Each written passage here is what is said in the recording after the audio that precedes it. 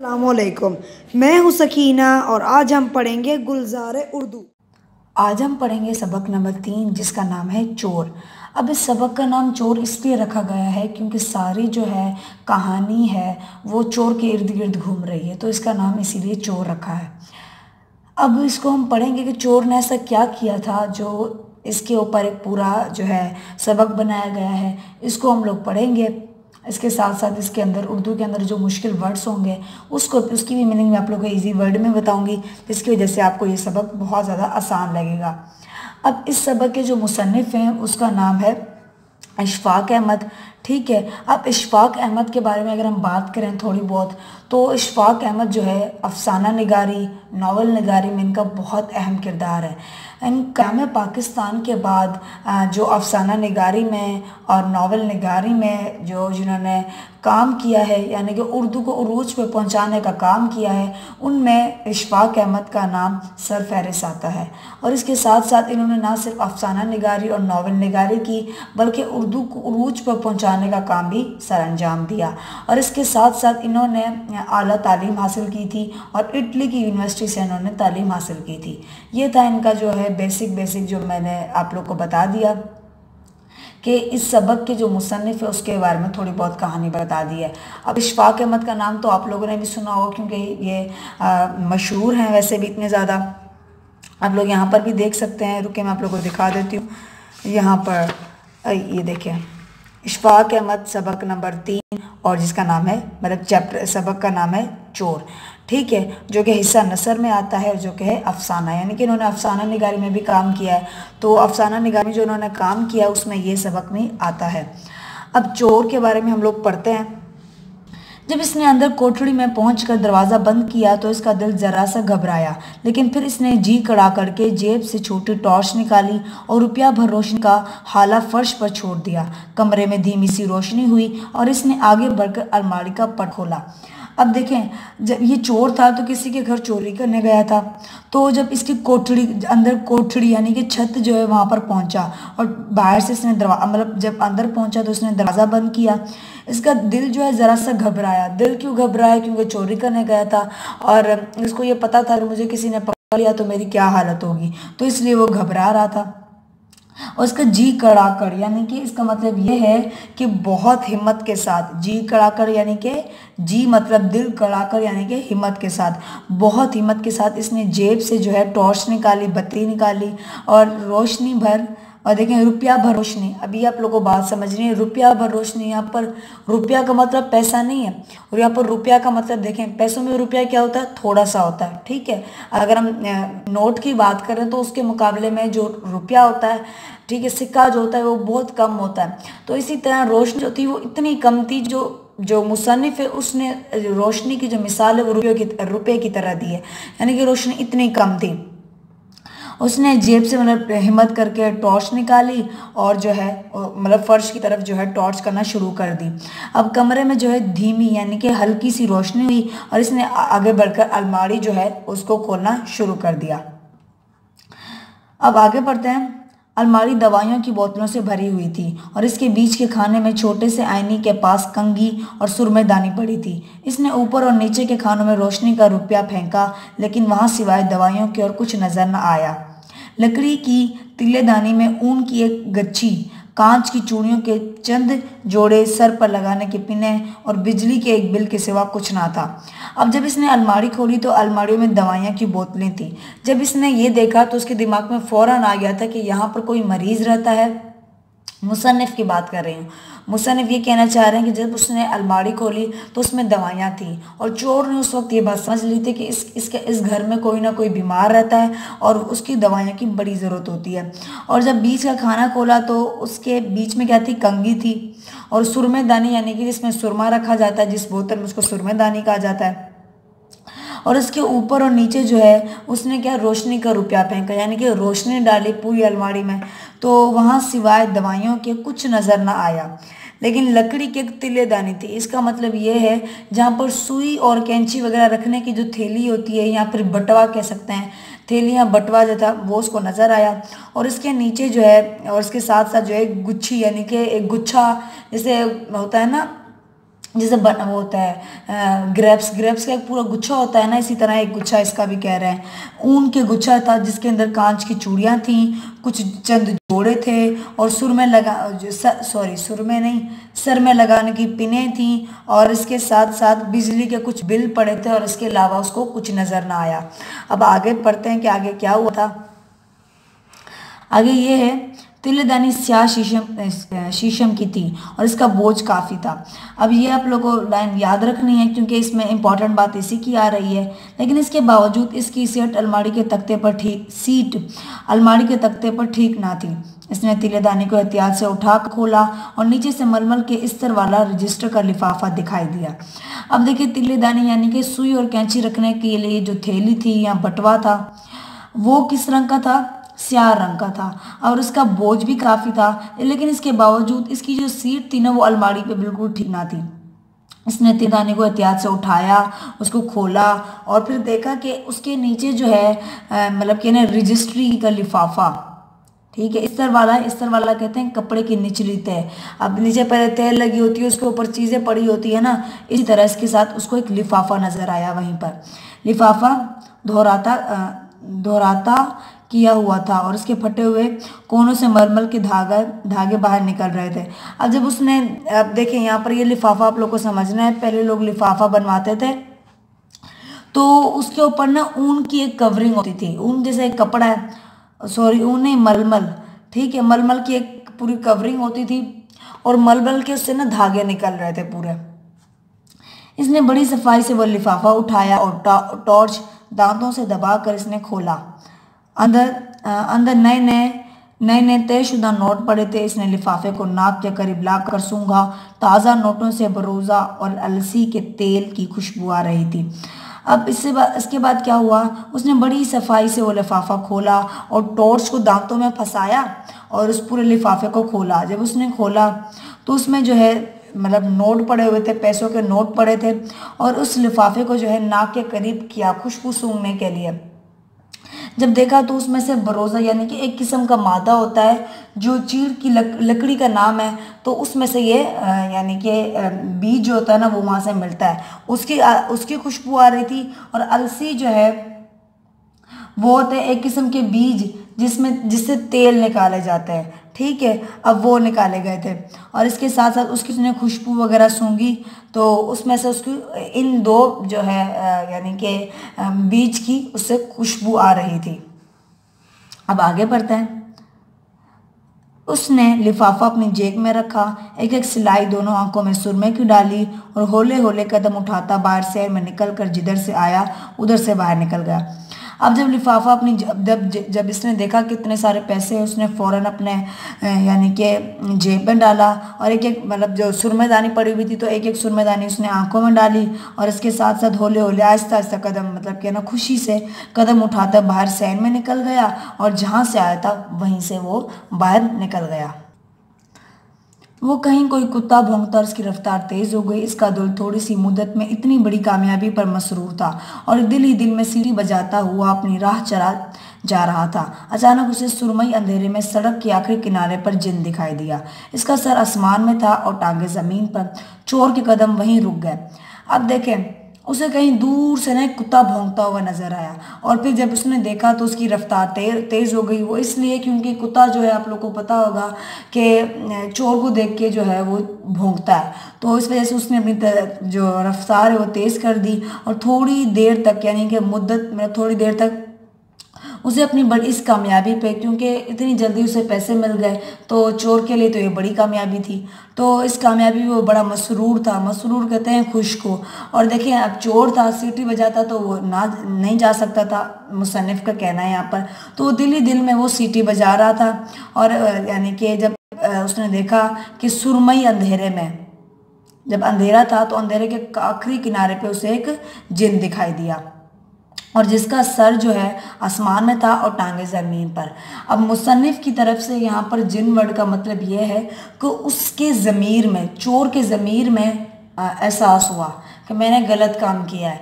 और यहाँ पर उसका सर आसमान में और टांगे ज़मीन पर। इसका मतलब यहाँ पर ये आ रहा है कि मुसन्निफ़ कहना चाहता था कि आहिस्ता आहिस्ता करके उसकी जो लहर है ना, उसके ज़मीर में इसने गलत काम किया है, वो लहर जो है इसके दिल में आती जा रही थी, मतलब वो महसूस कर रहा था। चोर के कदम वहीं रुक गए। अब जब चोर ने इस बात को जब महसूस किया कि मैंने गलत काम किया, तो उसके कदम रुक गए कि मैंने गलत किया है। अब आगे बढ़ते हैं। वो जिन आहिस्ता आहिस्ता इसकी तरफ बढ़ रहा था और इसका खून रगों में खुश्क हो रहा था। अपने आप को इस बला से महफूज रखने के लिए उसने सूरतुन नास की तिलावत शुरू कर दी। तो जिन बत्तीसी निकालकर जोर से हंसा।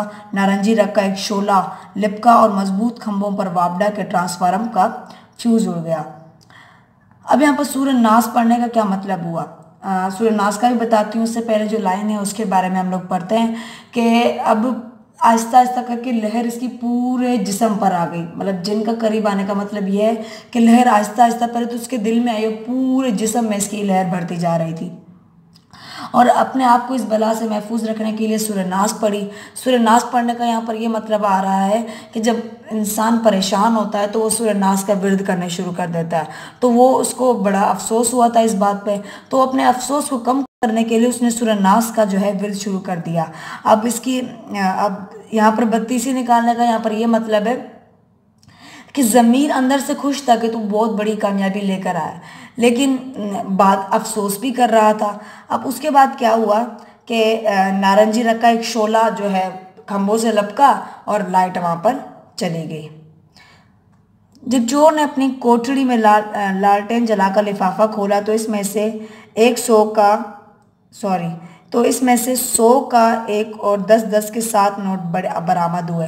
साथ ही नीले रंग के कागज़ पर लिखा हुआ एक खत भी था। अब चोर ने जब अपनी कोठड़ी में जब गया तो लालटेन, आपको पता होगा कि पहले ज़माने में जब लाइट नहीं होती थी तो वो लालटेन जो है चलाकर उसमें आग जलाई जाती थी और साइड से ना उसके ऊपर यानी कि शीशे होते थे और बीच में उसके ऊपर आग लगाई जाती थी, तो उसे लालटेन कहा जाता है।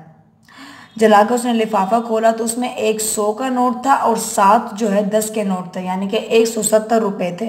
और साथ में नीले रंग का एक कागज़ था जो मतलब एक खत था जिसमें लिखा गया था। अब हम उस खत को पढ़ते हैं पूरा कि उस खत में क्या बताया गया है।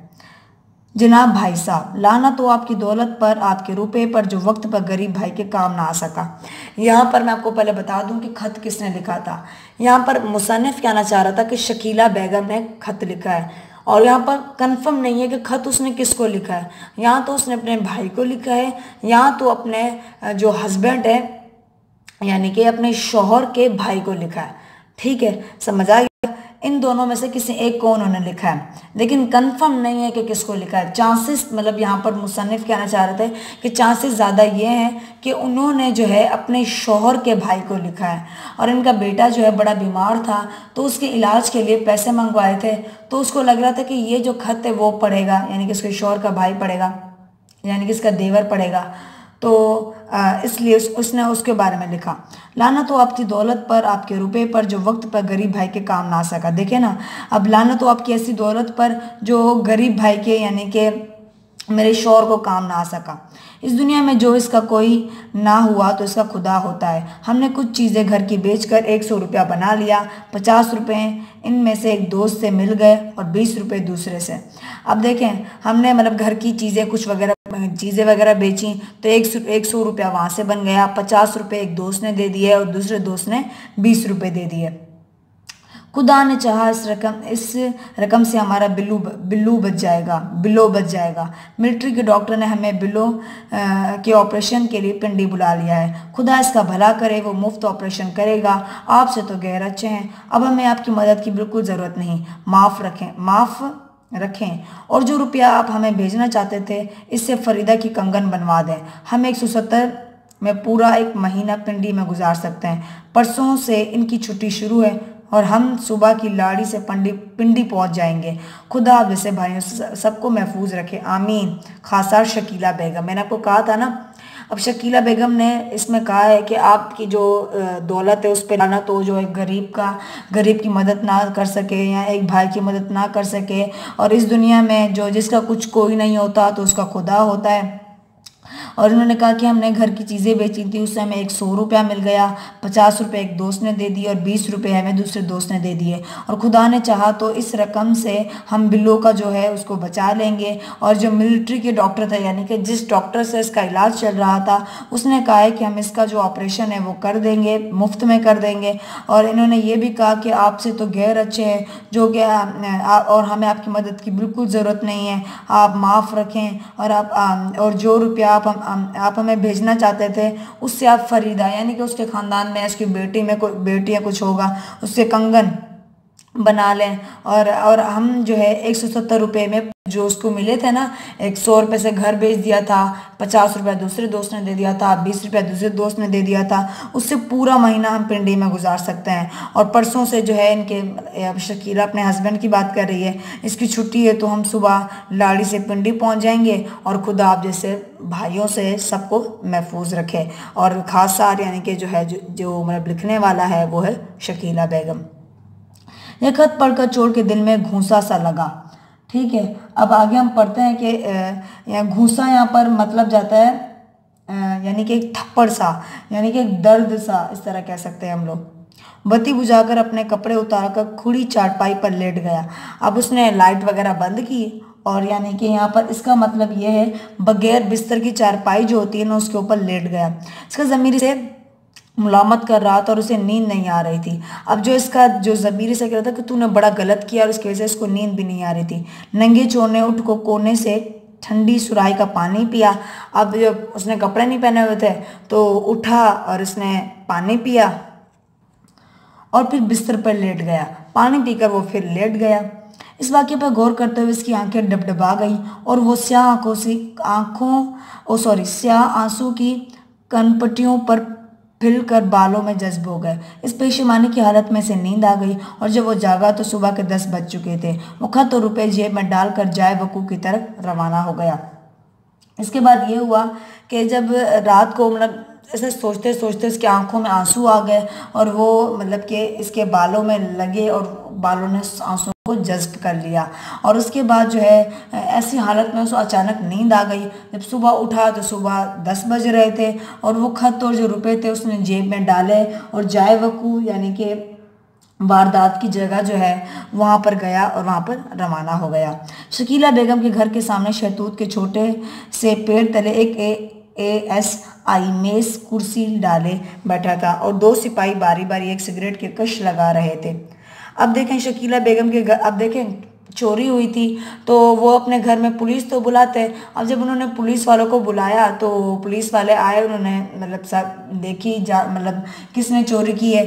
तो वहाँ पर कौन आया, शकीला बेगम के घर के सामने एक शहतूत, ठीक है, एक फल का नाम है, उसका पेड़ लगा हुआ था, और एक ASI यानी कि असिस्टेंट सब इंस्पेक्टर, ठीक है, वो मेज़ और कुर्सी लगा के बैठा हुआ था। 2 सिपाही बार बार सिगरेट के कश यानी कि मज़े मतलब ले रहे थे। शकीला का पस्त कद खामन थानेदार के सामने खड़ा था, और थानेदार पेंसिल से कान खुजा रहा था। चोर उनके सामने से गुजरा और पीछे नज़र किए बगैर सीधा दूसरी गली में चला गया। बड़ी सड़क में बस स्टैंड के पास इसने खोखे वाले से सिगरेट की एक डिबिया खरीदी, लेकिन जेब में सिर्फ बंधे हुए 170 रुपये होने की वजह से वो डिबिया इसे वापस कर दी। अब आगे ये हुआ था कि जब उसने थानेदार को देखा तो वो डर गया, और अपने उसको यानी कि शकीला बेगम के जो शौहर थे, पस्त कद यानी कि छोटे कद, जब उसको देखा तो वो जो था यानी कि ASI वो अपने जो पेंसिल थी वो कान में खुजा रहा था, और जब उसको देखा तो वो दूसरी गली में फ़ौरन चला गया। और इसके साथ बस स्टैंड के पास इसने, और बस जो यहाँ पर लिखा हुआ है ना, बस स्टैंड के पास इसने खोखे यानी कि इसका मतलब ये लकड़ी से बनी हुई जो दुकान होती है ना, खोखा, ठीक है, वहाँ से उसने सिगरेट की डब्बियाँ खरीदी। लेकिन जब जैसे ही जेब में हाथ डाला तो उसे पता चला मेरे पास तो इतना पैसा है, 170 रुपये थे। तो उसने सोचा कि मेरे पैसे तो बड़े मतलब बंधे हुए हैं, तो उसने खाली करना उसको ज़रूरी नहीं समझा, तो उसने वो जो यानी कि सिगरेट की डिब्बियाँ थी वो उसको वापस कर दी। अब आगे बढ़ते हैं। दाता दरबार जाकर इसने 2 रकात नमाज कुफ़ारा अदा की। नमाज कुफ़ारा मतलब वहाँ पर अदा की यानी कि और उसके बाद पढ़ते हैं, फुहारे का पानी अपने सुरमे की लगी आंखों पर फेरा और मज़ार की तरफ मुंह करके उल्टा चलता हुआ जूतों वाले के पास पहुंच गया। जूते पहनकर इसने जेब में हाथ डाला और नोटों पर उंगलियां फेरता रहा। फिर इसने हाथ बांध कर कहा, बाबा जी माफ़ करना, इस वक्त हाथ खाली है। अब दादा दरबार जाकर यानी कि दरगाह पे गया और वहाँ पर नमाज कुफ़ारा यानी कि गुनाहों की माफ़ी मांगी। और उसके बाद अब देखें, नमाज़ पढ़ते हुए वो रोया था। मुसन्निफ़ कह रहे हैं तभी उसने जो, क्योंकि रात को उसने सुरमा लगाया था और रोने की वजह से वो जो आंसू थे वो मतलब बाहर आए, तो वो सुरमा था वो मुंह पे फैल गया। तो इस सुरमे को हटाने के लिए उसने फुवारे से अपने आंखें को साफ़ किया। और जूते वाले के पास जब वो पहुंचा तो जूते पहनकर इसने जब जैसे ही जेब में हाथ डाला तो अपने नोटों पे हाथ डाल रहा था कि मेरे पास तो पैसे हैं। तो फिर इसने मतलब उसको खुले करना नहीं चाहिए, क्योंकि उसके दिल में अभी भी था कि मैं पैसे वापस करूं। तो इसने उस वक्त जूतों वाला को कहा कि बाबा जी माफ़ करो, मेरा हाथ खाली है। जूतों वाले हाथ के इशारे और त्योरी के चढ़ाव से कहा, जा जा दफ़ा हो जा। वहाँ से दफ़ा होकर वो सीधा भाई अपने दोस्त के पास पहुँचा और इससे 2 रुपये हाथ उधार लेकर लुंडा चला आया। और उसके बाद ये हुआ था कि जब जूते वाले को उसने जब इशारा किया तो वो उसको गुस्सा आया और उसने नफ़रत की निगाह से उसको कहा कि जा जा दफ़ा हो जा। और इसके बाद वो अपने दोस्त के पास गया जिसे उसने 2 रुपये उधार लिए और वहाँ से वो लुंडा चला गया। यहाँ 8 आने की इसने रोटी खाई, 1 रुपया बैठक में जाकर हार दिया और बाकी 8 आने 3rd क्लास के मुसाफिर खाने में फ़कीरों को बांट दिए। उसके बाद ये हुआ कि 2 रुपये उसके मिले थे, तो 8 आने की इसने रोटी खाई, 1 रुपया बैठक में जाकर ताश खेलते वक्त उसने ज़ाया कर दिया और बाकी 8 आने 3rd क्लास के मुसाफिर को गरीबों में इसने बांट दिए। अब आगे पढ़ते हैं कि आगे क्या हुआ था। रात के वक्त जब वो शकीला के घर के सामने से गुजरा तो वहाँ अंदर की बत्ती रोशन थी। इसने चाहा रजिस्ट्री का लिफाफा अंदर उछाल दे, लेकिन फिर इसे हौसला हुआ और दिल कड़ा करके घर के आगे से गुजर गया। अब रात के वक्त जब वो शकीला बेगम के घर से गुजरा तो अंदर की मतलब बत्ती जल रही थी, तो इसने सोचा कि अपना जो रजिस्ट्री का लिफाफा है वो अंदर ही उछाल दे, लेकिन फिर इससे हौसला हुआ और दिल में जो है हिम्मत करके वो वहाँ से चला गया। अब आगे बढ़ते हैं क्या हुआ। रात भर चोर अपने ज़मीर के साथ झगड़ता रहा, लेकिन इसे कामयाबी नसीब ना हुई। सुबह इसने अपने ज़मीर के आगे हथियार डाल दिए। मस्जिद के सकादे में ठंडे पानी से नहाने के बाद वो सीधा शकीला बेगम के घर पहुंचा और कुंडी खटका कर जेब में हाथ डालकर खड़ा हो गया। अब रात भर जब से अपनी ज़मीर के साथ झगड़ता रहा, ज़मीर कहता कि तूने गलत किया है, वो उसको लालच भी दी थोड़ी बहुत, तो अब इसे कामयाबी हासिल नहीं हुई। सुबह जैसे ही मतलब अपने ज़मीर के आगे उसने मतलब वो हार गया कि ज़मीर को कहने लगा कि भाई तू तो जीत गया, मैं पैसे वापस करूँगा। अब मस्जिद के सकादे कहते हैं छोटा सा होस यानी कि छोटा सा बर्तन, जिसने पानी से मतलब नहाने के बाद सीधा शकीला बेगम के घर पहुंचा, कुंडी खटकाने के बाद मतलब जेब में इसने हाथ डालकर वो खड़ा हो गया। इसका इरादा था जो ही कोई दरवाज़ा खोलेगा वो रजिस्ट्री वाला लिफाफा इसके कदमों में फेंक कर हवा होकर जाएगा और फिर कभी इधर रुख ना करेगा। इसके दिल में यह था कि मैं जैसे दरवाज़ा कोई खोलेगा तो मैं उसके पैसे वापस कर दूंगा और ऐसे ही मतलब हवा की तरह भाग कर चला जाऊंगा। दरवाज़ा खुला, इसके सामने शकीला बेगम का पस्ता कद खावंद खड़ा था। चोर ने अपनी जेब से लिफाफा खींचकर जब पस्ता कद आदमी के सामने मुट्ठी खोली तो इसकी हाथ खाली थे। इसने अपना हाथ पूरा खोलकर कहा, मेरा नाम महमूद अली है और मुझे कुरैशी साहब से मिलना है। अब आगे यहाँ पर यह हुआ था कि अब जैसे ही दरवाज़ा खोला तो उसने देखा कि शकीला बेगम का जो पस्ता कद में खावन था, शोहर था, वो सामने आया। तो चोर ने अपनी जेब का जो लिफाफा उसने निकालना चाहता था तो ऐसे हाथ डाला और मुट्ठी इसने खोली। जब मुट्ठी खोली तो उसका हाथ खाली था और अपना पूरा हाथ उसने खोला और फिर कहने लगा, मेरा नाम महमूद अली है और मुझे कुरैशी साहब से मिलना है। शकीला के खावंद ने इससे हाथ मिलाते हुए कहा, माफ़ कीजिए, यहाँ कोई कुरैशी साहब नहीं रहते। चोर ने कहा, यह मकाम नंबर 300 यह है 667 नहीं क्या? जी नहीं, शकीला बेगम के खावंद ने माजरत भरे लहजे में कहा, यह मकान नंबर 676 है। ठीक है। अब उसने कहा कि ना, चोर ने कहा कि ये ये मकाम, शकीला शकीला के वो खावंद यानी शौहर ने कहा कि माफ़ कीजिए, ये कुरैशी साहब का घर नहीं है। फिर चोर ने मकाम नंबर बताया तो उसने कहा नहीं, ये मकाम नंबर नहीं है। फिर अपने मकाम नंबर का नंबर उसने बताया कि ये वाला मकाम है, आप जो मकान देखने आए हैं वो ये नहीं है। आगे उसने कहा, ओ माफ़ कीजिए। चोर ने अपना हाथ एक बार फिर इसके हाथ में फैलाया और मुसाफा करके इत्मीनान से चला गया। रास्ते में इसने ज़मीर से इससे फिर लानत मुलामत करना शुरू कर दी। चोर ने चाय वाले की दुकान पर बैठकर ज़मीर को समझाया। इसने ईमानदारी से रुपया वापस कर देने की कोशिश की थी, लेकिन इसके हाथ में इसकी उंगलियों ने साथ ही नहीं दिया। वो क्या करता। अब अपने वो ज़मीर को समझाने लगा और फिर कहने लगा कि देखिए, मुझे माफ़ करो, मैंने लेकिन वो समझ ही नहीं रहा था। लेकिन उसका ज़मीर से फिर से लानत दे रहा था। और चोर जो है चाय वाली दुकान पर बैठा अपने ज़मीर को समझा रहा था कि मैंने ईमानदारी से रुपया वापस करने की कोशिश की थी, लेकिन जब मैं वहाँ पर गया तो मेरी उंगलियों ने मेरा साथ नहीं दिया, मैं क्या कर सकता था। अब आगे पढ़ते हैं, आगे क्या हुआ। अपने ज़मीर के साथ 3 दिन और 3 रातें झगड़ा करने के बाद चोर की कुव्वत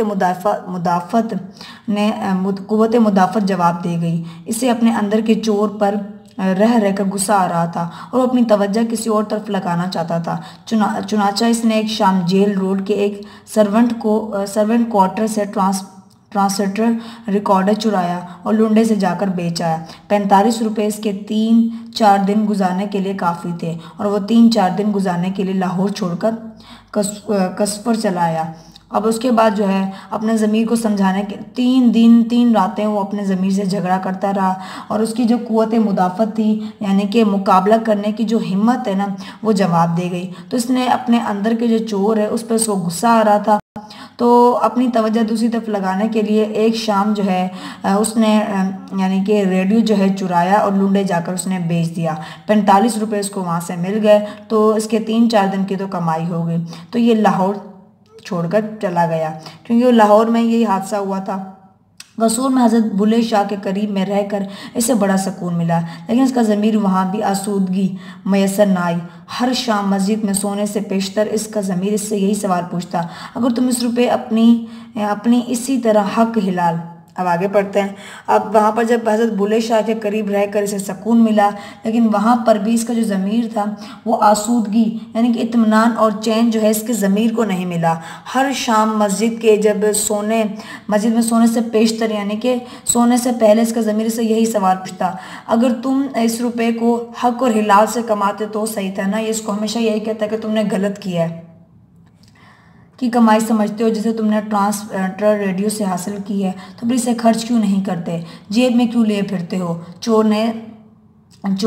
चोर इसका एक ही जवाब देता कि अभी मुझे इसके खर्चे की ज़रूरत ही नहीं पड़ी, इसलिए नहीं खर्च करता, जो ही ज़रूरत पड़ेगी खर्च कर लूँगा। लेकिन इसका दिल जवाब से मुतमईन ना था और इसे कच्चा सा जवाब समझता था। इसका ज़मीर इससे हमेशा यही सवाल पूछता था कि जैसे अगर तुमने रेडियो बेचकर अपने पैसे कमाए हैं, तुम भी इसी तरह हलाल तरीके से कमाओ, और अगर तुम ऐसे बेचना चाहते हो तो तुम इसे खर्च करो। और ये हमेशा अपने ज़मीर को यही जवाब देता था कि मुझे ज़रूरत ही नहीं पड़ती खर्च करने की, जैसे ही मुझे ज़रूरत पड़ेगी तो मैं खर्च कर लूँगा। लेकिन इसका ज़मीर इसके इस जवाब से बिल्कुल भी खुश ना था। चोर हैरान था, नाखुश भी था, और इसीलिए इसे ये चोरी बहुत महंगी पड़ती थी, ना काम आती थी ना जान छोड़ती थी। आखिर इसने फैसला किया। वो शकीला बेगम का खत फाड़कर इन रुपयों के साथ रखा हुआ था। चुनाचा इसने एक शाम बाहर खेतों में रेल की पटरी पर बैठकर वो खत फाड़कर इसके पुर्जे हवा में उड़ा दिए। अब चोर हैरान भी था, ना खुश भी नहीं था, और इसकी ये चोरी बड़ी महंगी पड़ गई थी। और इसने इससे जान छुड़ाने के लिए फैसला किया था कि शकीला बेगम का जो खत है वो फाड़ कर, जो इन रुपयों के साथ इसको मिला था, तो इसने क्या किया, शाम के वक्त वो खेतों में जो रेल की पटरी है ना, रेलगाड़ी जहाँ से जाती है, वहाँ पर बैठा और खत उसने फाड़ कर उसके पुर्जे कहते हैं टुकड़े, उसके टुकड़े टुकड़े करके उसको उड़ा दिया। रात जिस वक्त वो सोने के लिए मस्जिद की सफ़ पर लेटा तो इसका ज़मीर फिर इसे लानत मुलामत कर रहा था। अब जब रात के वक्त वो सोने के लिए मस्जिद की सफ़ यानी कि एक कतार है, सफ़ कहते हैं कतार को, मस्जिद की कतार में जब लेटा तो उसका ज़मीर इसे वापस लानत दे रहा था। चोर एक हफ्ता में एक हफ्ता कसूर में गुजारने के बाद फिर लाहौर पहुंच गया।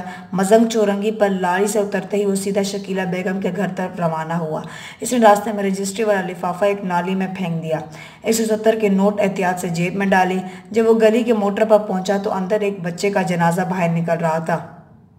इसका एक पाया पस्त कद आदमी के कंधे पर था और वो जार जार रो रहा था। चोर ने आगे बढ़कर पस्त कद आदमी की जगह कंधा दिया, फिर इस दूसरे आदमी से कंधा बदल लिया।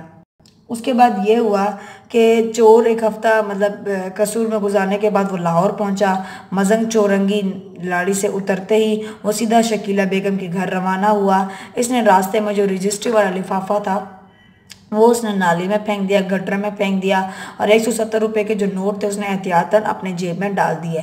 जब वो गली के मोटर पर पहुंचा तो देखा एक बच्चे का जनाजा बाहर निकल रहा है और जो एक उसका जो शौहर था ना शकीला बेगम का, उसका एक कंधा उसके ऊपर था और वो जो कि बहुत ज़्यादा ज़ार ज़ार ज़ोर ज़ोर से रो रहा था। चोर ने आगे बढ़ के जो पस्त कद छोटे कद का जो आदमी था यानी कि शकीला बेगम का जो शौहर था उससे वो कंधा उसने लिया और दूसरे आदमी से कंधा बदल लिया। अब आगे बढ़ते हैं। एक सफ़ेद रेश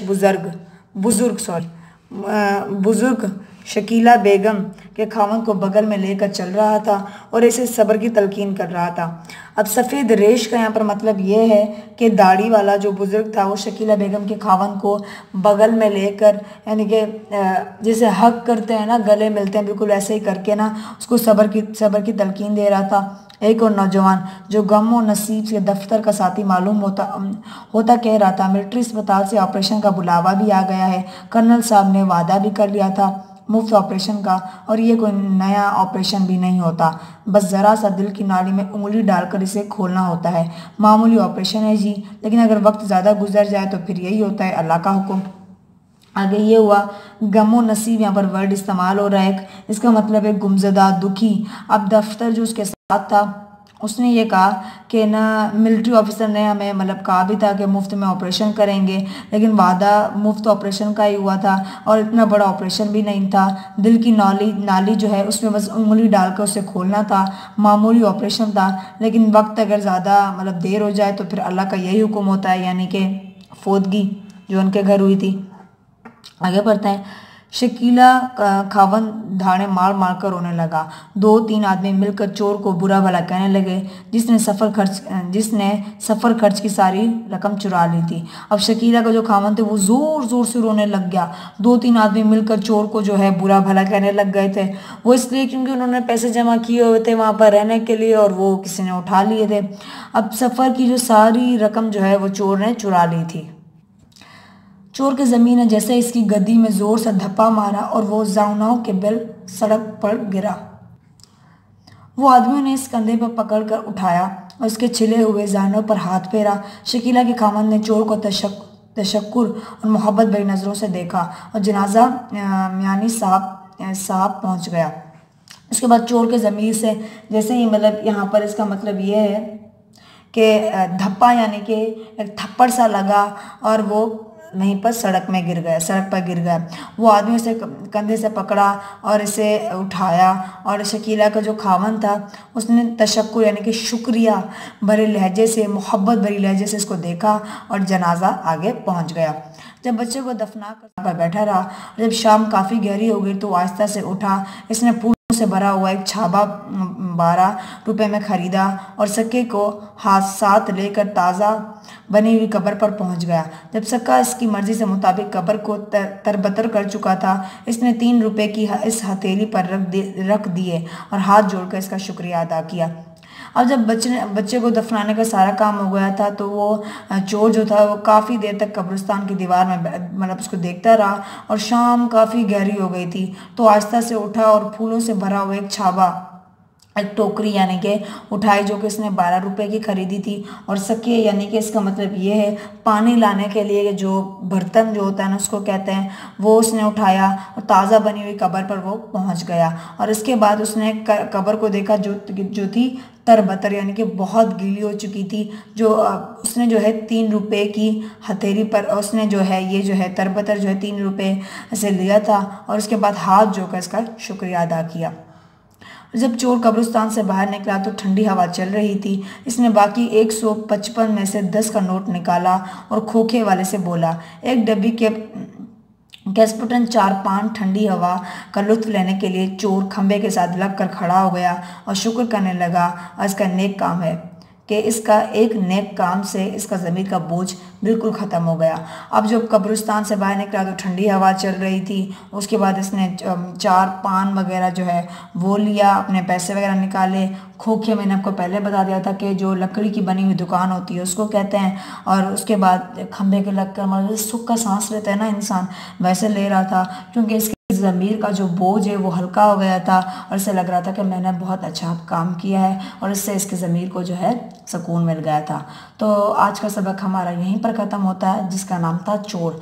अब मुझे उम्मीद है आप लोग को समझ आ गया होगा कि इस सबक का नाम चोर क्यों रखा गया है, क्योंकि सारी कहानी घूमी चोर के इर्द गिर्द रही थी, इसलिए इस सबक का नाम चोर रखा गया।